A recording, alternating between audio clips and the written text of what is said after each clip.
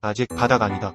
2차 전지 대장주 적자 전망 나와. 2차 전지 대장주 LG에너지솔루션이 지난 4분기 부진한 실적을 발표한 가운데 올해 1분기 실적이 더 나쁠 수 있다는 전망이 이어지고 있다. 29일 DB금융투자는 LG에너지솔루션의 목표가를 종전 67만원에서 48만원으로 28% 대폭 낮췄다. 중대형 전지 수요 둔화에 따른 재고 조정, 메탈 배터리 하락에 따른 구매 수요 지연이 맞물려 자동차 전지 전체 출하량이 20% 이상 하락할 걸로 내다봤기 때문이다. 한승재 DB금융투자연구원은 1분기 출하량 감소폭이 예상보다 크고 재고 조정이 상반기에 일단락되겠지만 단기 수요 우려가 일단락되려면 메탈 가격 안정이 선행돼야 할 불확실성이 여전하다고 말했다. 이날 메리츠증권도 LG에너지솔루션의 목표가를 종전 55만원에서 48만원으로 13% 내렸다. 키움증권, 하나증권, 신영증권, 하이투자증권, 현대차증권에서도 LG에너지솔루션 목표가를 줄줄이 낮췄다. 목표가 졸라양에는 실적에 대한 부정적인 전망이 깔려있다. LG에너지솔루션의 지난 4분기 영업이익은 3,382억원으로 직전 분기 대비 54% 떨어졌다.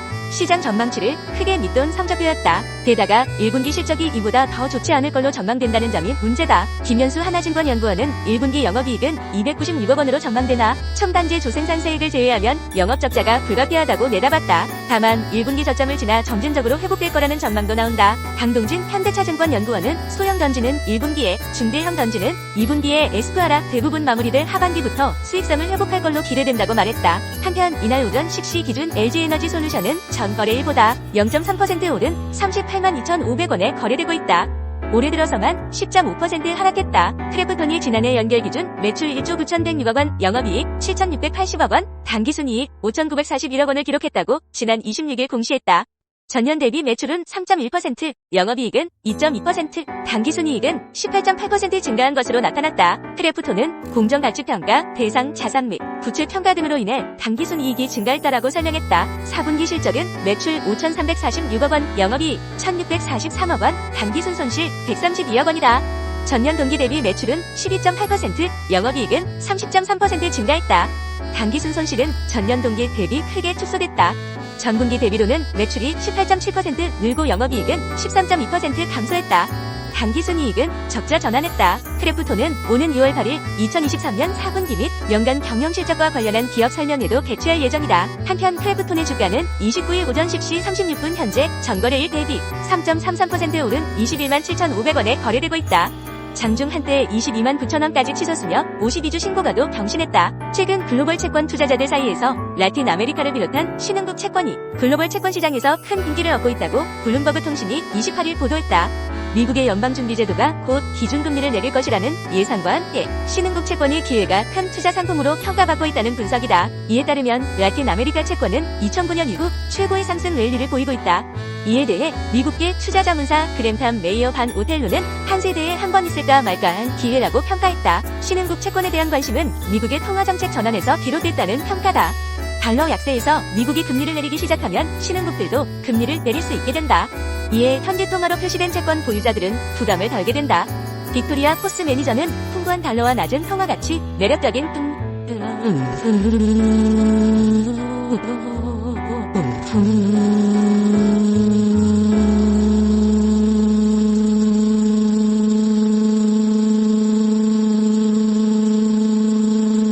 물가 상승률의 지속적인 하락 등으로 신흥국 채권은 연준의 움직임이나 발언에 상관없이 좋아 보인다면서 미국에서 금리 인하가 언제 시작될지에 대한 힌트는 달러 약세와 신흥국 현지 채권의 강세를 촉진하는 촉매제가 될 수 있다고 말했다. 이에 많은 글로벌 금융사들은 2024년 초를 자산운용의 중요한 시점으로 보고 있다는 평가다.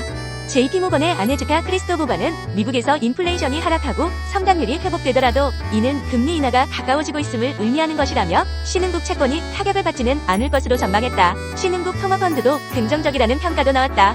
S3 파트너스 데이터에 따르면 30억 달러 규모의 바네크 모건 신흥국 통화채권 상장 지수펀드에 대한 공매도 비중은 지난해 3월 13.7%에서 최근 0.69%까지 떨어졌다.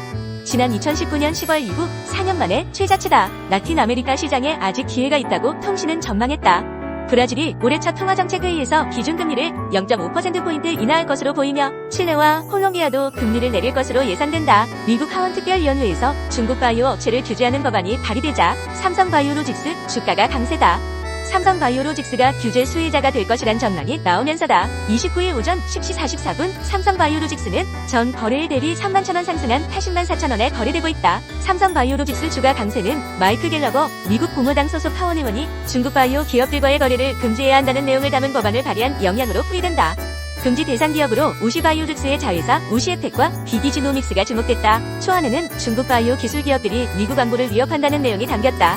크리스 첸 우시바이오로직스 최고 경영자가 중국 인민해방군 군사의학 아카데미 겸임 교수였다는 내용도 포함됐다. 김승민 미래에셋증권 연구원은 현재 우시바이오로직스와 삼성바이오로직스의 주요 사업이 경쟁 관계에 있다고 보기는 어려우나 향후 초기 단계 위탁 개발 생산과 상업화 시드모에서의 경쟁 가능성을 고려하면 삼성바이오로직스의 밸류에이션이 개선되는 구간이라면서 경쟁사 삼성바이오로직스의 반사 수혜 가능성이 있다고 말했다. 박재경 하나증권 연구원은 법안 발의 반사 이익 기대로 삼성바이오로직스의 주가 센티먼트는 일부 개선될 것으로 기대된다고 평가했다. 다만 법안 최종 통과의 불확실성, 우시바이오로직스와 삼성바이오로직스의 상이한 사업 모델 등의 이유로 법안이 실제 반사 이익으로 연결될 수 있을지 다소 불확실하다며 향후 법안의 진행 상황과 실적을 지켜볼 필요가 있다고 덧붙였다. 미래에셋증권에서 거래하는 고수익 투자자들이 29일 오전 가장 많이 순매수한 종목은 에코프로머티리얼즈로 나타났다. GST, NK맥스, HLB 파나진, 삼보 등도 순매수 상위권에 이름을 올렸다. 이날 미래에셋증권에 따르면 미래에셋증권 주식거래 고객 중 최근 1개월간 투자 수익률 상위 1%에 해당하는 주식 초고수들이 오전 12시까지 가장 많이 사들인 종목은 에코프로머티리얼즈로 집계됐다. 에코프로머티리얼즈의 주가는 지난해 11월 상장 이래 큰 변동성을 보여왔다. 기관 투자자 대상 수요 예측에서 흥행의 실패의 희망 범위 하단에 해당하는 공모가로 상장했지만 이후 마스2 지수 편입 기대감이 몰리면서 주가가 꾸준히 상승해왔다. 지난 11일에는 장중 24만 4천원에 거래되면서 사상 최고가를 기록한 바 있다. 다만 에코프로머테리얼즈의 낮은 유동 비율로 마스2 지수 편입 기대감이 꺾이면서 주가가 곤두박질치기도 했다. 최근에는 에코프로머테리얼즈의 주가가 바닥을 찍었다는 판단에 반발 매수세가 몰리면서 반등의 기미가 보이고 있는 상황이다. 이 같은 상승세를 이어간다면 내달 13일 발표되는 마스2 한국지수에 신규 편입될 가능성도 점쳐진다. 상장 이전 에코프로머티리얼즈에 지분 투자를 단행한 IMM 인베스트먼트와 블루런 벤처스 등 재무적 투자자들은 의무 보유 확약이 끝나는 5월 이후 투자금 회수 시점을 예의주시할 것으로 보인다.